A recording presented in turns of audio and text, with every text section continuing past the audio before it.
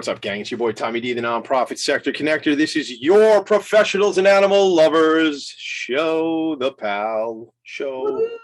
I'm singing today. All right, so check it out. This is P.A.L's Professionals and Animal Lovers show. Here's the situation.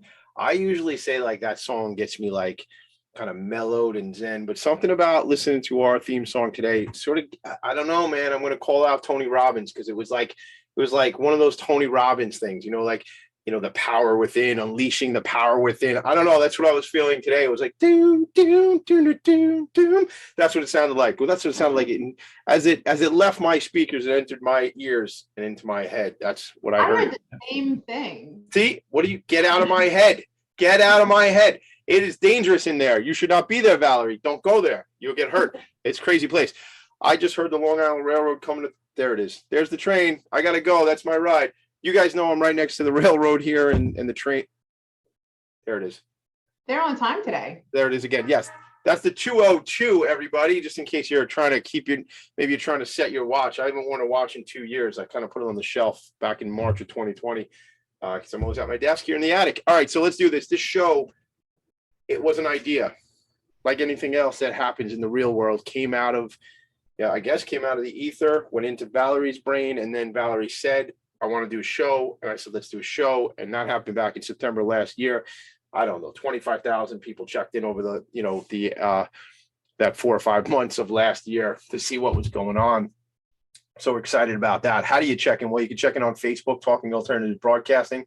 I actually have that up in one of my monitors so we can interact. If you want to say funny things, I can say funny things back to you. Or if you have questions for our guest, somebody just sent me an email, apparently. I must have a question for our guest right there. If you have questions for our guest, or if you forgot to turn off your notifications, do that now. But if you have questions for Jesse or Valerie or Tommy D, you can always check in on Facebook. That went really well on my other show on Friday, Philanthropy in Focus. A lot of people very engaging with the community during the show. You can also check us out on talkradio.nyc. And, then after the fact, if you want to tell your friends, let me finish. If you want to do that, tell your friends about our show. They can always go to iTunes or Spotify. I think we're just below the Joe Rogan experience in popularity. So I would just, so if you're, I love Joe Rogan, by the way, forget about all the controversy, great show, long platform, long format show, 3 hours. And you can go from anywhere from learning about science to talking about aliens and then talking about mushrooms, whether they be magical mushrooms or just regular old mushrooms that you put on a salad. But that's not that show, or that is that show. That's not this show. What do we do here? We want to amplify the message that the bond between us as human beings and the other species is incredibly important. But that's not only the bond between us and animals, but it's the bond between those of us who are compassionate and care about our animal creatures that are on this planet and share this planet with us. So today we got a super exciting guest, super exciting story. We're both standing. Neither one of us, I'm watching, if you're watching on Facebook, has really stopped moving. So it's very funny because I was watching Jesse Langel and me, and we were both standing at our desk and moving around a lot. So I don't know. Take your Dramamine if you're watching the show. So Jesse's here with us today. I'm going to introduce Jesse, give his background. He's going to tell us the story about a specific case he's working on. He's an attorney. I'll read his background in a second. But before I do that, and before we even say hello to Jesse, although I'll sneak one in. Hi, Jesse. Tommy, it's such a pleasure to be with you and Valerie. I love the intro. Thank you. I could see that you're just soaking this all in. I'm currently the president of the Toastmasters, and I have to also orchestrate the group, start the meeting off, and you reminded me of myself. I love it. That's a heck of a compliment. I appreciate that. Thank you. Not saying I'm some pro. I'm just saying I love the limelight is also in that entertainment factor, which you are doing so well at. Thank you, brother. Appreciate that, man. We'll have a lot of fun. And we did meet. We've never actually met in real life, in person. We met through video socials, our friend Vic Rajan, that whole thing. Maybe we get into it. So I'm going to give you some background on Jesse. But before I do that, really the visionary, my mentor in all things animal advocacy, my comrade, my buddy, my pal, Valerie. What's up, Val? What's going on? Tell the people what you're doing and what this is all about. Hi. Okay. So, it's really simple. I really just believe that animal lovers in general love other animal lovers.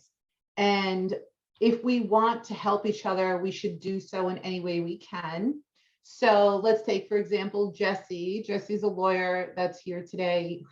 Who is also, it's debt consolidation, Jesse, that you're doing? So I do a lot of collection defense, mostly post-judgment.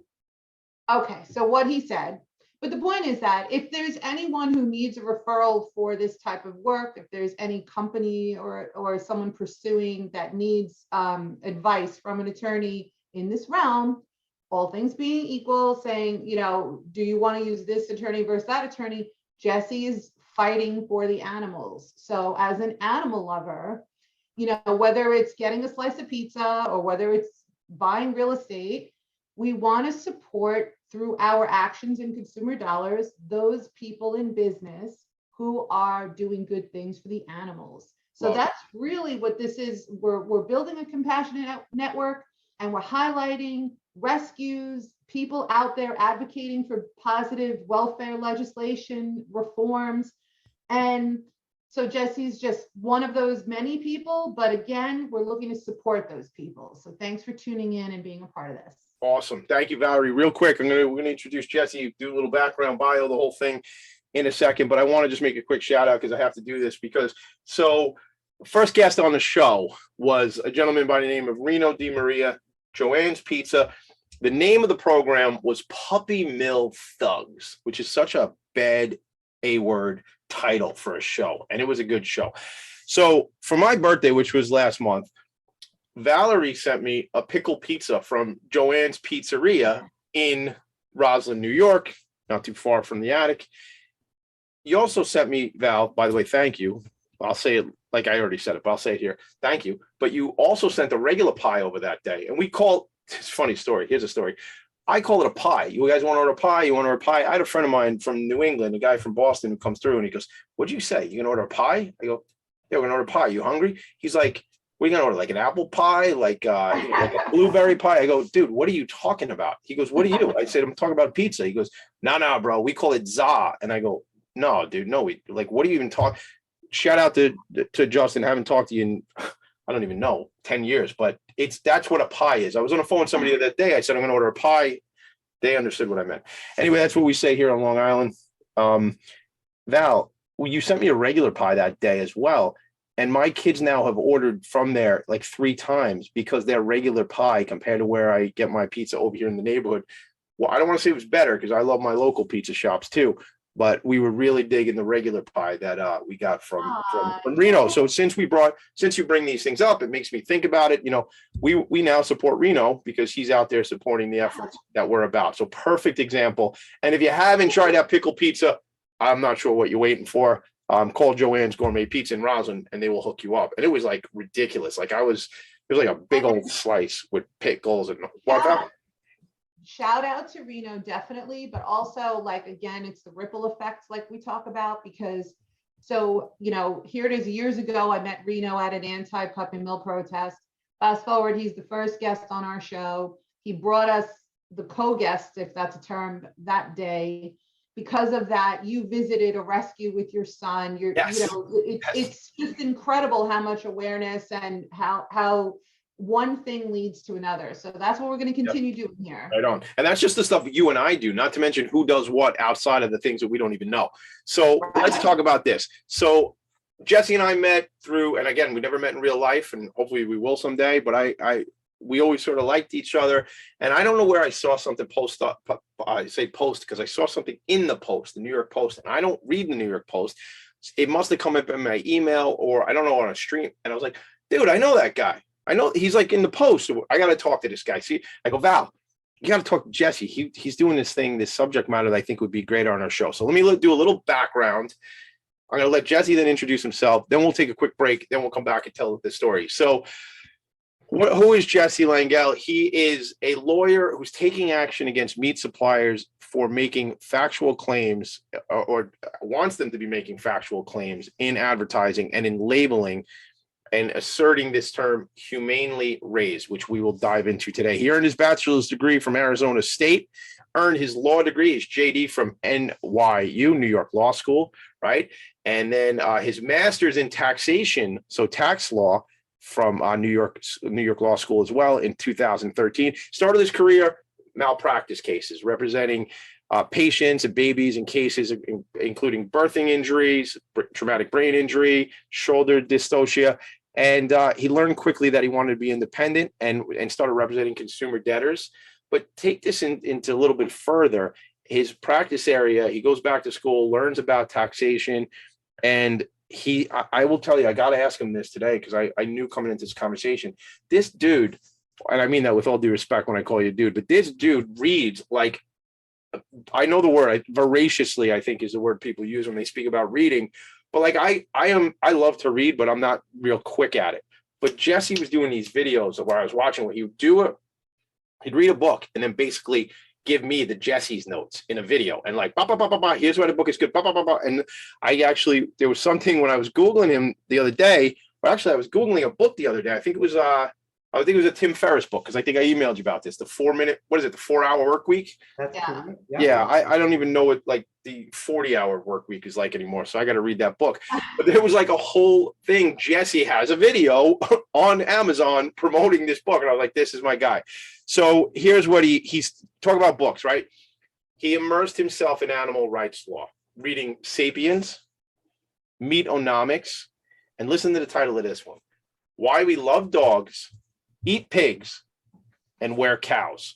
So what we're going to be talking about today is humane washing. What he's showing the book. Show me the books. This is what he does. This is the book. Author is Melanie Joy. Can you see that? Yes. Yeah. Probably the best book I've read on introducing us to what's actually happening and the psychology behind the cognitive dissonance of why we've been tricked to thinking that it's okay to kill these animals by the billions and eat them under these conditions. Yeah. Brainwashing, right? It's a form of brainwashing. It's called Yeah. psychic numbing. It's actually a form of detachment. These are psychological maneuvers, which we'll get into. Yeah. But this area has so many good books, guys. I'm going to give you a slew of recommendations towards the later end of the hour. I know we got to take a break. We're going to take a break in a second, but I'll tell you, Jesse, the thing is, it's coming to Val, and you know what, Valerie, when I hear it, when it's in my mind, I just say it most of the time if it's appropriate. But I think there might be a PAL's book club, a recommended reading list, right? Something like that. I know you're in a new community and you're in a book club already. And I was like, how did you get in a book club? And you said Facebook's good for that, right? Or something to that. Right. So let's talk about that. Psychic numbing. I mean, funny is the wrong word, but the interesting thing is, in some parts of the world, and I know Valerie knows very well about this, they eat dogs. And in our part of the world, dogs are part of the family. So talk about psychology. That's an interesting thing. Hopefully we get into that today. We're going to be right back. We're going to take a 90-second break. We'll go to commercial. Valerie and I are here. Jesse Langel is here. We're going to dive into this story. We'll be right back. This is PALS.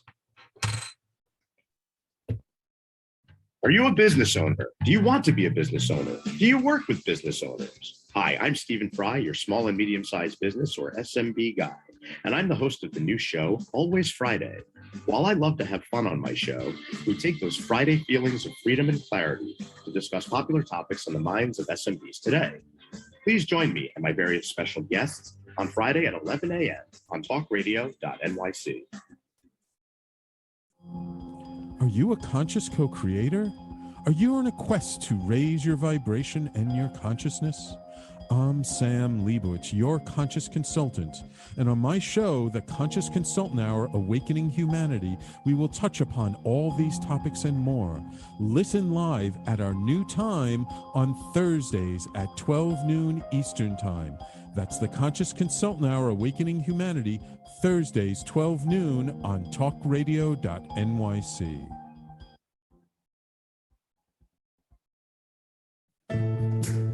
Are you on edge? Hey, we live in challenging, edgy times, so let's lean in. I'm Sandra Bargman, the host of The Edge of Every Day, which airs each Monday at 7 p.m. Eastern Time on talkradio.nyc. Tune in live with me and my friends and colleagues as we share stories and perspectives about pushing boundaries and exploring our rough edges. That's The Edge of Every Day on Mondays at 7 p.m. Eastern Time on talkradio.nyc. You're listening to Talk Radio NYC. Uplift, educate, empower.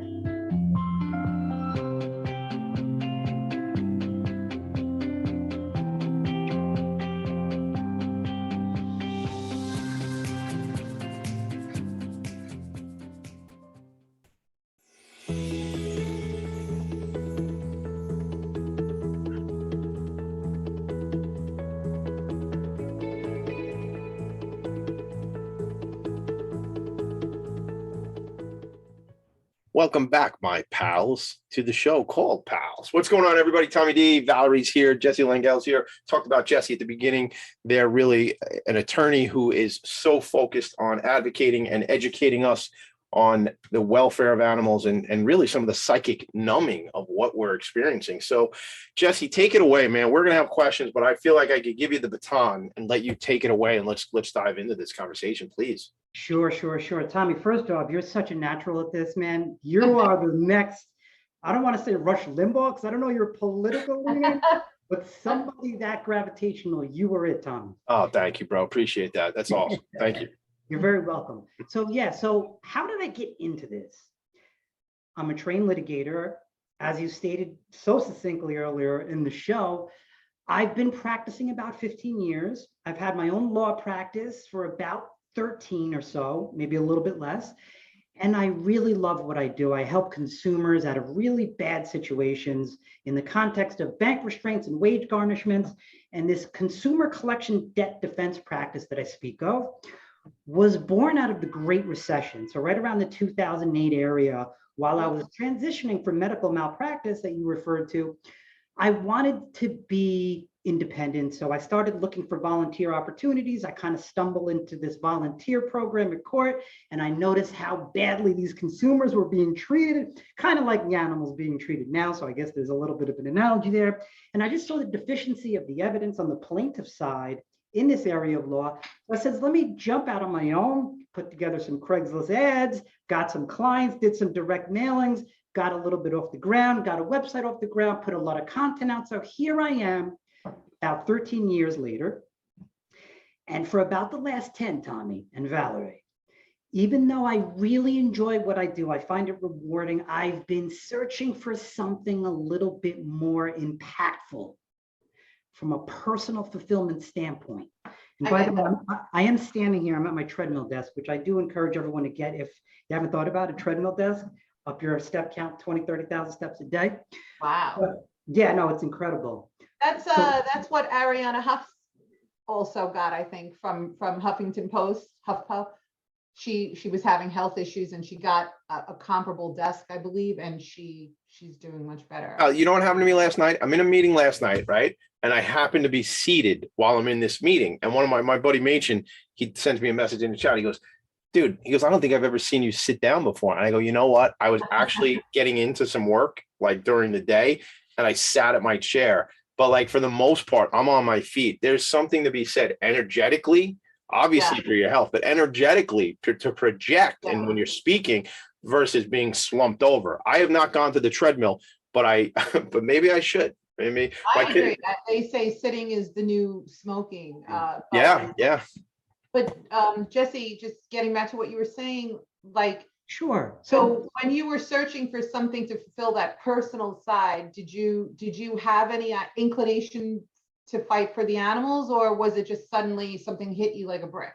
Sure. So that first seed, Valerie, was planted about 2019, late 2019, when I read this book, Sapiens, that Tommy referred to, which was also referred in my New York Post article that Tommy referred to, that I'll talk about in a second. But there's a chapter in here, chapter 5, it's called History's Biggest Fraud. History's biggest fraud. And he goes into meat agriculture and even has a picture that stuck out in my mind. It's this picture here. I know the folks on the podcast can't see it, but YouTube can.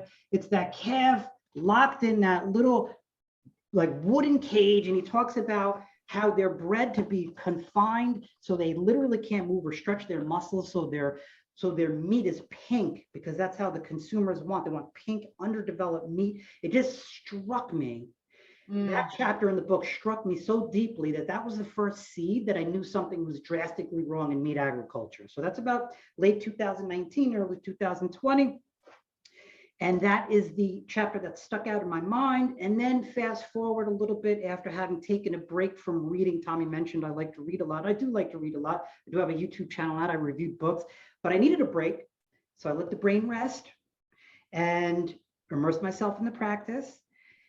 And then I started to watch a few documentaries. Ah, yes. Which ones? Which ones? So first we started with Game Changers. I never saw that one. Check that one out. That one is about how vegan athletes, they're like beasts, right? Like animal, I was seeing a cardiologist. This is right before COVID, because in your 40s, when you have chest pains and you actually have people that are responsible, like need you to be alive, you're not irresponsible. You go see the cardiologist, so anytime, you walk off a lot of other stuff, but when your chest hurts, you go, that's the widowmaker. I got to get just checked out. So I was seeing this cardiologist and he turned me on to that particular film, Jesse, where like these people are like shredded and they're vegan, right? Exactly. So the premise of the program was that vegan athletes were outperforming the meat eaters. Essentially debunk the protein myth. We're going to talk about that today, I'm sure. The protein myth, why people think they need the meat to perform well biologically, and the science just isn't there to support that, even though culturally we're hooked. There's some points in the history of humankind that, yes, we needed to rely on meat when the plants weren't there. But a book like this, by the way, Meat Hooked is a great book that I'm reading now that talks about the science behind the macronutrient makeup behind meat and why you can find it in other areas, and also why meat is worse for you because, yeah, you might get a little bit of protein, a little bit of iron, a little bit of B12 out of the meat, but you're also getting the trans fats, the saturated fats, and the dietary cholesterol. So the net effect principle is that it's worse for you, okay? So What the Health I saw, Game Changers I saw, What the Health was very good. I don't know if you saw that. I think I did. That basically exposed the collusive efforts by all the industries to hide the real information. Is that the one too, Jesse? What the Health? And a lot of these were on Netflix. Not that we're promoting Netflix, but if you don't know what that is, that's a streaming service. but a lot of those are on Netflix. But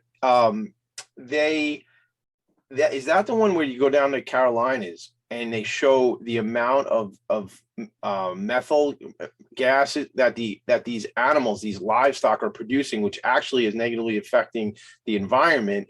And not that we don't want the animals to be there, but they're not necessarily there naturally. They're there because we breed them just to eat them later on. And then all of their, I'll just say the word, farts are affecting our environment. I think that's What the Health. If not, are you familiar with that whole thing?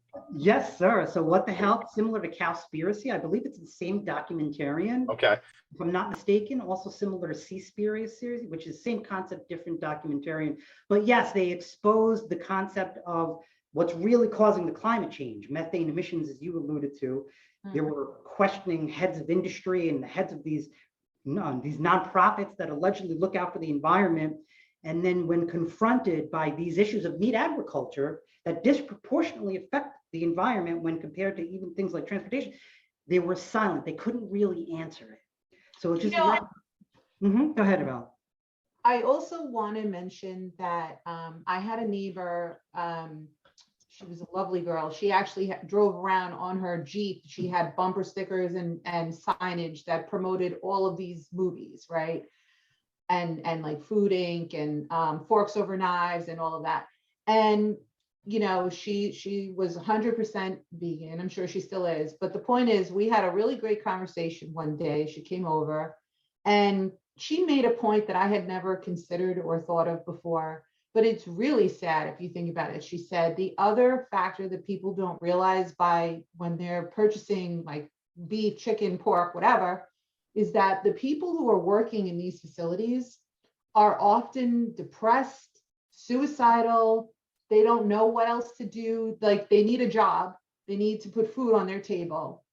And this is a big factory in their hometown area, and jobs are limited and all of that. And it is it is, can you imagine being the person who's in charge of prodding an animal to their death because you need a paycheck?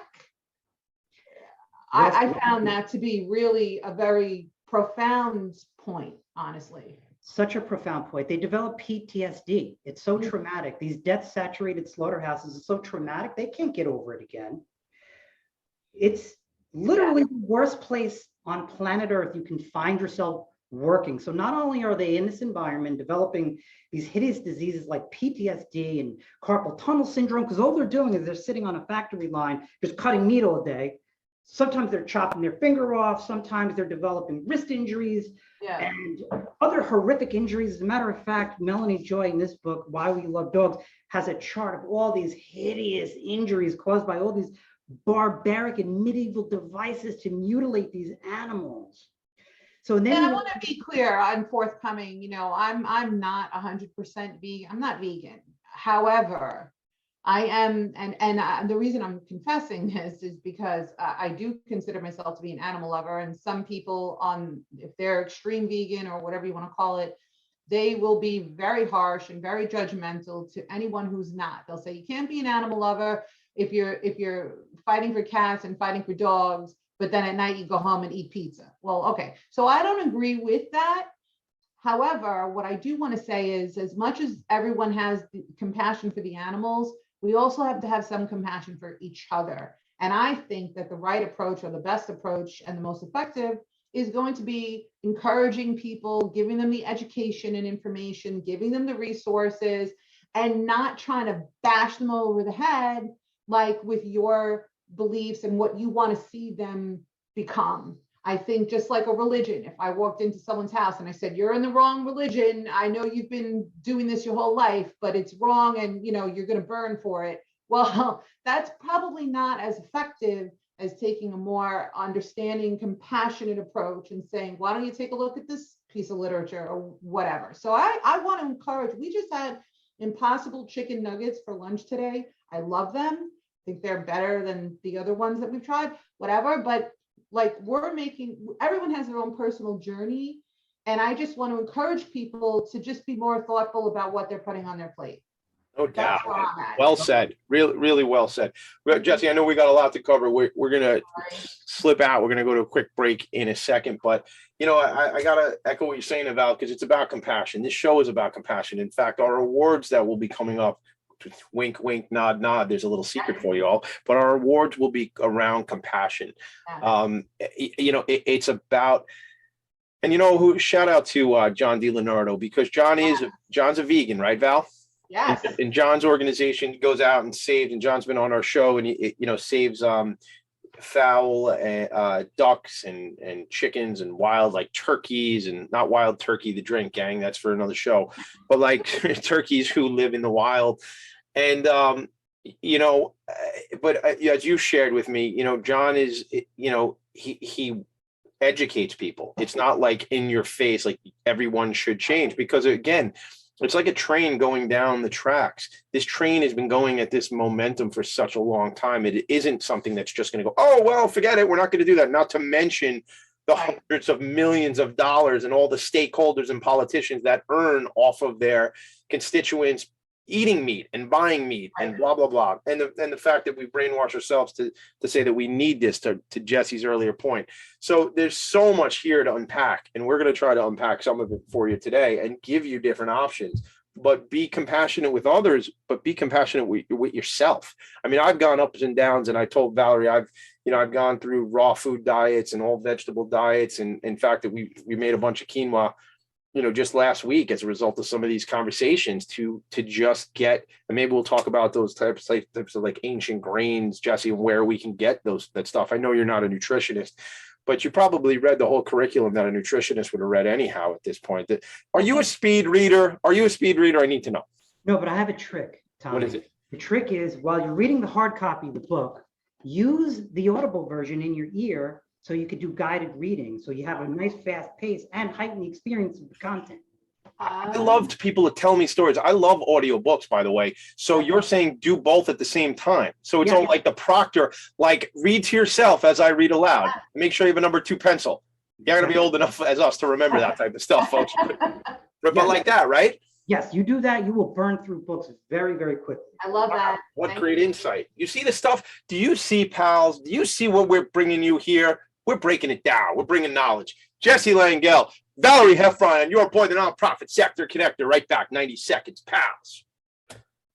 I am Joseph Franklin McElroy, host of the new podcast, Gateway to the Smokies. It airs on talkradio.nyc every Tuesday night from 6 p.m. to 7. Every episode is dedicated to memorable experiences in the Great Smoky Mountains National Park and surrounding areas. This show features experts and locals who will expound upon the richness of culture, history, and adventure that awaits you in the Smokies. Tune in every Tuesday from 6 p.m. to 7 on talkradio.nyc. Are you passionate about the conversation around racism? Hi, I'm Reverend Dr. TLC, host of the Dismantle Racism Show, which airs every Thursday at 11 a.m. Eastern on talkradio.nyc. Join me and my amazing guests as we discuss ways to uncover, dismantle, and eradicate racism. That's Thursdays at 11 o'clock a.m. on talkradio.nyc. Are you a small business trying to navigate the COVID-19 related employment laws? Hello, I'm Eric Sauver, employment law business law attorney and host of the new radio show, Employment Law Today. On my show, we'll have guests to discuss the common employment law challenges business owners are facing during these trying times. Tune in on Tuesday evenings from 5 p.m. to 6 p.m. Eastern Time on talkradio.nyc. You're listening to Talk Radio NYC at www.talkradio.nyc, now broadcasting 24 hours a day.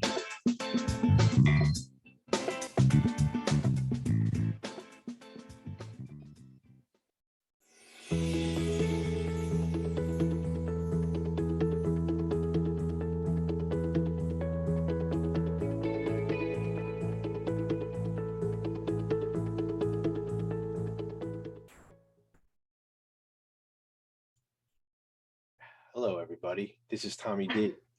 Professional serving community. This is PALS, Professionals and Animal Lovers Show, talkradio.nyc. Valerie, I know you always have the really thoughtful questions. You know, my questions sometimes are like, I don't get it. I don't get it. I want ask, take over and ask these questions that I know from an advocacy perspective, from your lens. I'm really just super interested in learning. I refrained from Googling this. I think I have an inclination. However, I'm really interested in learning more about the term humane washing. Sure thing. First of all, you guys are a great duo. I love your style. You build off each other. And Valerie, so I agree with what you said earlier about this being a personal journey. And I want to remind you or tell your audience that I was a meat eater until October of last year. And I only got so hard and fast into this after I discovered the meat products on the shelf that relate to these humane washing claims that I brought on behalf of myself, which we're going to talk about right now. So what is humane washing? Humane washing, like greenwashing, is advertising designed to impress in our minds the opposite of what is the truth. And the claims being something about humanely raising these animals for purposes of animal production. The vast majority of the animals that we eat are from factory farms. I'm a student of vocabulary. I'm a lawyer. You are not going to convince me that no matter how you arrange your factory farm, that animal, I don't care if it's a pig, cow, or chicken or turkey, is humanely raised. This industry, in my view, hijacked the term humanely raised to satiate an increasing concern about people like yourself who want to do the right thing for animals. And why do they do it? Because it sells. There was a very big controversy just a few years ago. I recall it was with the eggs, right? So people got, because of these movies and documentaries, they got turned on to the fact that all of these chickens are like living a horrible life while they're alive. confined to a space so small that, you know, they can't even turn around and things like that. But so then there became these terms with eggs. It was like cage free, and then it was like free ranging or free roaming, you know, no hormones, organic, this and that. And then it got to a point where it gets confusing, and I can't help but wonder if that's intentional, because you think you read a package and you're like, okay, cage free. Then you find out, fast forward, that all that means is that they're confined to a somewhat larger space, but it's still not free roaming. And then we pay a premium too. Like, and I you know, I was big time, like before we had children, and you know, I don't, not necessarily because of it was before we had children, but maybe we had more expendable income, and we'd go to Whole Foods, you know, and Trader Joe's and like these kind of spots, right? Or a spot down by where you used to live, like Jandy's out on the island, Val, you know, where they got like organic and free range and cage free, and you know, which is nice. And you go, oh, that's nice. They walk around like on a farm, like, you know, and we're still stealing, but we're still stealing their eggs. But like they had a nice life before we ripped their eggs off, right? But then the thing is, when we, you know, then it's like, and I still eat eggs. So by all means, I have not evolved through this yet. So I still eat eggs. I'm going to just point it out. But in conversations like this with my friend Jesse, it makes me think I shouldn't be eating eggs again. And, you know, we're compassionate for ourselves and for everybody else. We're not taking a stand here. We're trying to educate and give you guys opportunities and some knowledge. But I always kind of, you know, where I can go get eggs that are like in the regular white container, you know, that is non-translucent, and those might cost $2.99, or I can get the other ones that cost $8.99 for the same dozen eggs. And like, I'm brainwashed into the fact that they're brown and it's a clear container and it says free range or some other term. So I know Jesse likes words. So and I saw you grab your paper. So take it away, Jesse. What do you think? So these are all very, very, very good points. And I think the system is disorganized. I think that these various nonprofits that give these certifications for a fee, they have different qualifications, and they do trick the consumer, and that's half the problem. Not only do they trick the consumer, but they really don't marginally improve the welfare of the animals. What I pulled, what Tommy saw me pull from my desk here, this is a chart. I'm not gonna, I mean, I could put it up here to show you that there's way more X's than check marks here, okay? Way more X's than check marks here. And what that means is that even with all of these certifications, these are third-party certifications. Now, keep in mind, the cases that I brought as a consumer were self-verified, self-certified. So they didn't even have these verifications. So, but still, all these certifications, there is no guarantee whatsoever that you will have the animals raised on pasture. They'll have sufficient exercise and socialization. You'll have no guarantee that they are bred with healthy enough genetics to encourage a natural lifespan. No guarantee they have natural weaning periods. No guarantee that male chicks won't be culled by the thousands or millions, meaning killed, keeping in mind, male chicks get put in macerators the day they're born. There's so much deception going on, and you raise the issue of this cage-free stuff. There's even some companies that say, well, our chicken isn't cage-free, when it's widely understood chickens don't grow up in cages. The hens that lay the eggs grow up in cages. So they play these tricks, and consumers don't know what they mean. None of us stand a chance.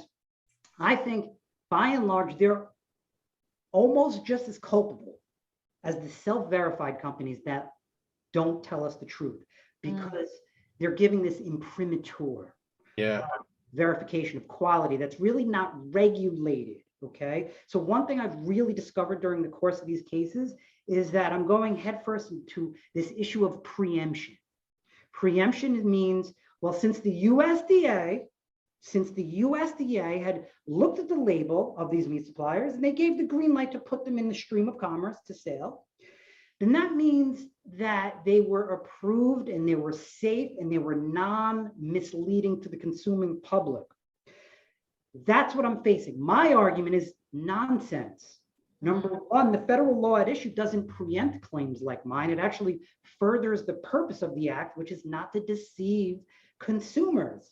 Secondly, the preemptive clause at issue doesn't quite extend to raising the animals. See, the laws they're referring to go to the actual slaughterhouses themselves. They want to make sure that the meat isn't adulterated. Okay, the USDA, by its regulatory arm called the FSIS, the Federal Food Safety and Inspection Service, that allegedly pre-approves the labels wants to make sure we're not eating adulterated or poisonous products. They're not so concerned about the animal welfare on the farms before they get to the slaughterhouse. That is so contradictory to humanely raised. I mean, that is the complete opposite of that.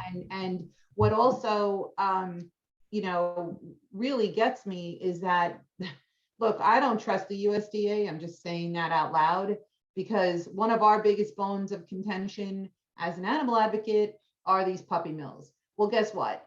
The places that resell puppies from puppy mills, the first thing they'll tell a consumer when they ask, where did you get these puppies from? They'll say, oh, all of our puppies are sourced from USDA commercial, you know, breeding facilities. They try to make it sound like because it has that stamp of approval, it's a good place. Puppy mills are a horrific place, as we've gone over a few times on the show, but you know, they do have that stamp of approval. So what's the point? I mean, if those are our standards are in the gutter. Valerie, if I may add to that point, I couldn't agree with you more. The one book that really brought to my attention how much the USDA is in bed with a lot of the companies is this book here, Meatonomics by Dave Simon. Dave Simon wrote this book. He was featured in one of these documentaries I saw, maybe it was What the Health, and he brings to our attention that through these checkoff programs, the government actually takes some of the money from the sales and researches and endorses meat eating and dairy and all the stuff on behalf of the companies. And it could be inimical or against our interests. It's a very complicated, intertwined system. Melanie Joy says it's a revolving door. The USDA executives and these big corporations, big agriculture, they essentially swap executives. So the consumer, do we stand a chance? Do we stand a chance? Here's my position. I'm a lawyer. I'll just drag you into court where the playing field is more even, and we'll hash it out in court because I'll get a fair shake at court. You're not gonna dupe me and start telling. We're gonna go to court and we're gonna see what you got, because I already put in my FOIL request on behalf of the USDA. I'm gonna see what you got. We're gonna see what you could substantiate, and I'm coming at you from every cause of action plausible in order to tag you, expose you, and pay me my damages. This is our guy, Val. That's our guy. Well, I know you're like, I want to come to the court date. I want to come to this trial. I would love to be there. Jesse, whatever you can talk about, is there actually a trial? I mean, we're going to go to a break in a sec or two, but tell us like what exactly, tell us about the proceedings quick. Okay, so these first cases I brought on behalf of myself because I was so outraged. I felt like I had the claim. I bought the product. I sustained the injury. I was heartbroken after looking into what was actually happening. I did my FOIL request. I spent time away from my law practice. The injuries were there. So Jesse Langel walked into court as himself, representing himself to go and prove these theories of law. And in doing so, I really hammered and crystallized the nuances that I'll need to now represent other parties, not only in these deceptive label practices claims, but also in other cases, whether they be antitrust, infectious disease, Lanham Act cases, which is a business deception case. There's a lot of different avenues, guys, that we could take to hold these suppliers and these meat packers responsible for what they're doing to us, not only for what they do to the animals, what they do to our health, and what they do to the environment. Okay. Rock on. That is incredible. This guy's got me even more fired up than I usually am. I'm like more fired up than regular Tommy D. Yeah, let's go, Tommy. I want to, you know what, Jesse, I always wanted to be an attorney. I didn't want to go to law school, but like the badass stuff you're talking about right now, like I dig this. Whatever you can share with us down the road. I always want you to be coming back. We're coming back for another segment, but I always want you to keep us up to date as to like, is that even a thing? Like, is there a way we can watch the progress of this case? And then we'll go to break after that answer. Of course there is. I'm in the very beginning stages of my cases, and I'll tell you a little bit more about where we are when we return. Yeah. Perfect. All right, we'll do that. Way to do a cliffhanger. This guy's a radio TV guy. I love it. All right, we'll be right back. This is PALS. Take us to break, Kyle. Join us every Tuesday at 4 p.m. Eastern for the Mind Behind Leadership, where we focus on what leadership really means to us and to others. We have practical discussions with the CEOs of some of the world's largest companies, owners of small businesses, and experts in psychology and behavior to get that inside track, what to do, what to avoid, and what really happens. Join me, Graham Dobbin, at the new time, 4 p.m. every Tuesday for the Mind Behind Leadership, here live on talkradio.nyc. Hey everybody, it's Tommy D, the nonprofit sector connector, coming at you from my attic. Each week here on talkradio.nyc, I host the program Philanthropy in Focus. Nonprofits impact us each and every day, and it's my focus to help them amplify their message and tell their story. Listen each week at 10 a.m. Eastern Standard Time until 11 a.m. Eastern Standard Time, right here on talkradio.nyc.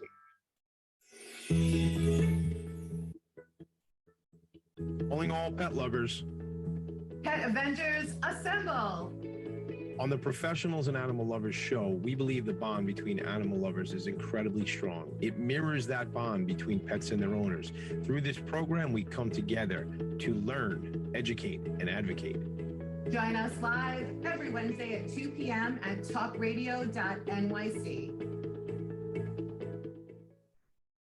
You're listening to Talk Radio NYC at www.talkradio.nyc. Now broadcasting 24 hours a day.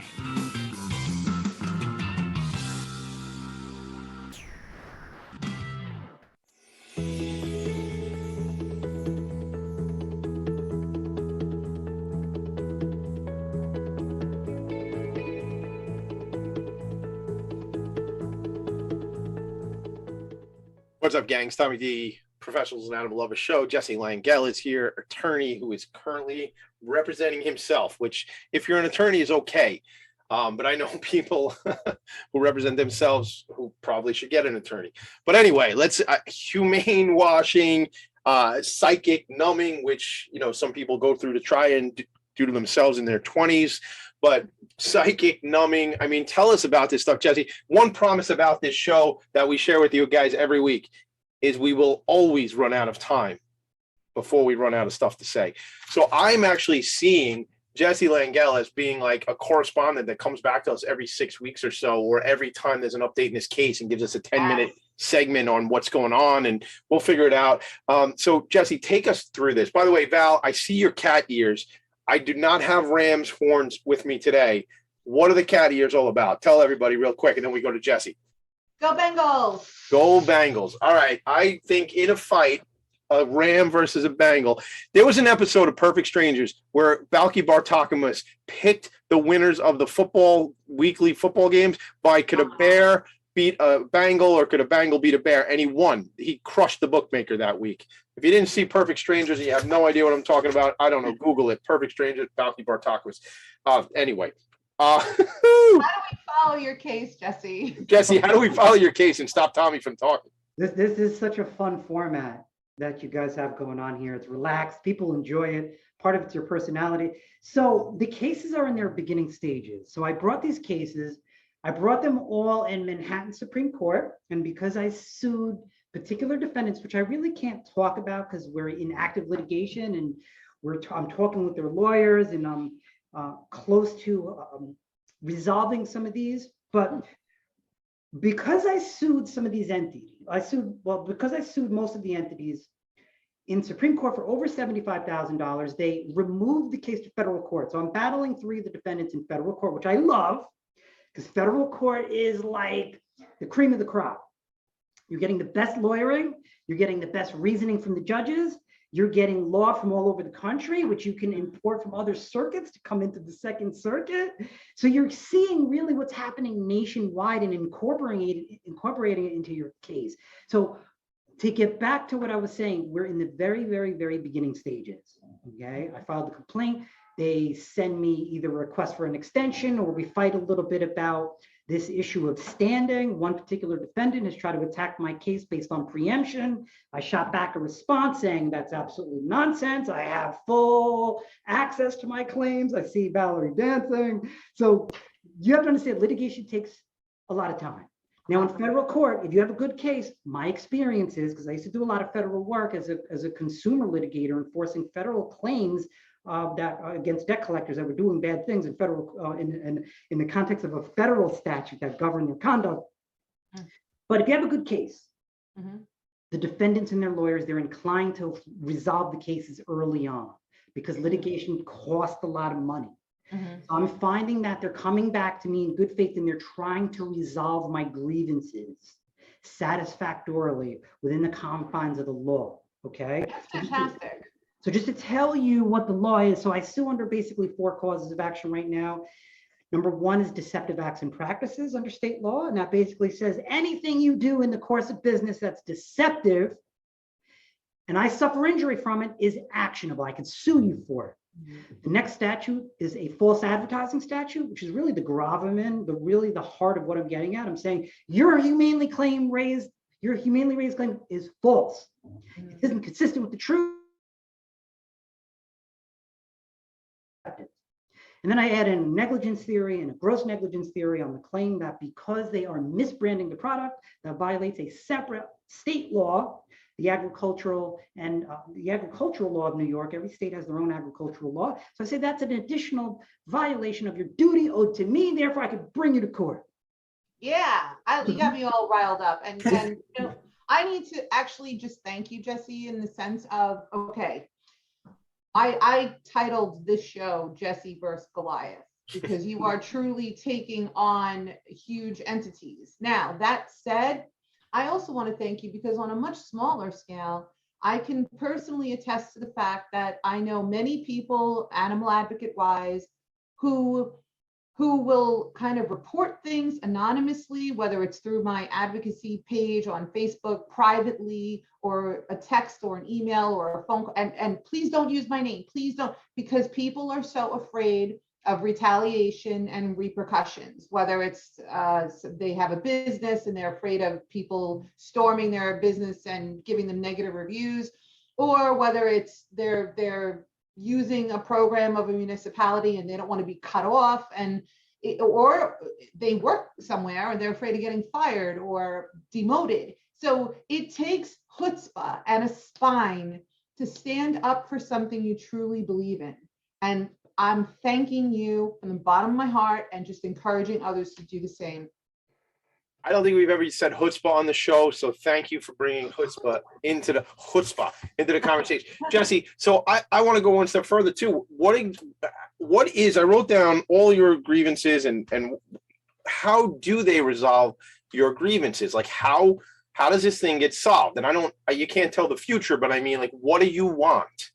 Right, so it's usually a monetary settlement.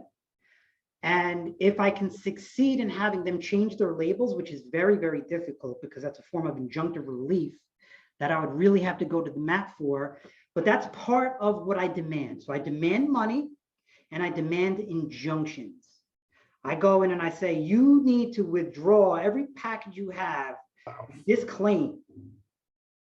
And, you know, there are challenges for an individual plaintiff to make that kind of demand because an individual plaintiff has to prove to a court that he or she would be injured in the future by that harmful conduct. So it's a challenge for me to say, I'm going to go in and buy these products and be harmed in the future. I have to come up with theories depicting harm in creative ways. So those are the demands, but they get settled through settlements, whether it be in monetary form or some form of injunctive relief. It's usually, well, it could be a combination, it could be one or the other, but you go after both. Right. Okay. If I were to represent, so you know, I'm in talks with a lot of the activist organizations because I just love what they're doing. General councils of various, you know, PETA, Animal Mercy for Animals, and a few others. And if I were to represent one of them as an organizational plaintiff and perhaps their members, then I would have a lot more muscle. So my goal moving forward is to get more muscle. So you're creating a precedent, right? You're creating this precedent. There's going to be, and I don't know if this is the right word, case law, or I'll just use the word precedent. Case law might not be right, correct me, but the precedent to say, hey, I got some action here. We're actually going to close the show in 2 minutes, gang, so we're almost done. But I there's something here. And then now you could take that. I'm Jesse. I'm that guy that did the thing, right? And I was at the federal level playing in the big leagues. And now I need alignment with some other organizations, right? Like that would be the next kind of step on this. Yeah, that's absolutely correct. Setting precedent is every lawyer's dream. Setting precedent in something like this is every lawyer's dream, my dream. And I think I could set precedent in this area of preemption if it goes to a judge, but a lot of these defendants don't want it to have a go to a judge because it could create bad law on their end. So I'm going to put you in touch with a couple of people that pop into my head. Definitely. We can sidebar. You like that legal term? We can sidebar about that because I'm not sure who you know that I know. But before I forget, and I know we have to close out shortly, but I cannot let this episode end without wishing my husband a happy birthday. Happy birthday. Best husband ever, allows me to be me and to pursue this journey that we're both on, and is probably watching right now as well. So what's up, Barry? Happy birthday. Happy birthday, Barry. So Jesse, how do people get in touch with you? I mean, whether they need your legal services, whether they want just your book reviews on YouTube, how do they get in touch with you? Yeah, so my book review YouTube is Jesse Langel. That's my name, Jesse, Langel, Langel. Or they can find me through my website, thelangelfirm.com. Those are the two best areas to get in touch with me. Awesome. Listen, you are not going to be a stranger unless you want to be. We want you back. We want you to be a friend of the show and just keep us abreast. I mean, I could see, 5 years from now, we're having this conversation and we're going to have a hard time getting you because you're on CNN or something like that as a correspondent, dealing with these issues. I listen, the bravery, courage is not about, not being afraid. It's about being afraid and stepping in and leaning in anyway. And you're an inspiration because this is something that could make people fearful and talk them out of it. But you've taken the initiative to do this. So thank you for being our friend. Thank you for being our friend. That's like Golden Girls. Shout out to Betty White.